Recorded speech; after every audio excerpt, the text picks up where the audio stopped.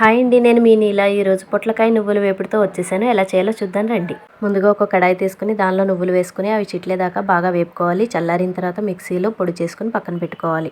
నువ్వులో calcium అధికంగా ఉంటుంది కాబట్టి మన బోన్స్ చాలా స్ట్రాంగ్గా ఉంటాయి మనం కూరలో వాడుతున్నప్పుడు. ఇప్పుడు ప్యాన్లో 2 స్పూన్లు ఆయిల్ వేసుకుని కట్ చేసుకుని ఉల్లిపాయ ముక్కలు, సాల్ట్ యాడ్ చేసుకుని కలర్ చేంజ్ అయ్యేదాకా వేపుకోవాలి. మన బాడీలో ఉన్న చెడు కొలెస్ట్రాల్ తగ్గించి రక్త ప్రసరణ బాగా చేయడానికి పొట్లకాయ బాగా ఉపయోగపడుతుంది. ఉల్లిపాయ ముక్కలు బాగా వేగిన తర్వాత కట్ చేసుకున్న పొట్లకాయ ముక్కలు వేసుకొని మూత పెట్టుకుంటూ బాగా దగ్గరికి వచ్చేదాకా కలుపుకోవాలి.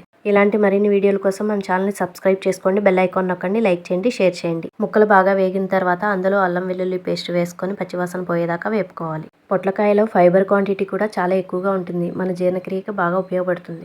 బాగా వేగిన తర్వాత చిటికెడు పసుపు, కారం వేసుకొని బాగా కలుపుకోవాలి. ఇప్పుడు ముందుగా చేసుకున్న నువ్వుల పొడిని వేసుకొని బాగా కలుపుకొని స్టవ్ ఆఫ్ చేసుకోండి. ఇప్పుడు మన పొట్లకాయ నువ్వుల వేపుడు రెడీ.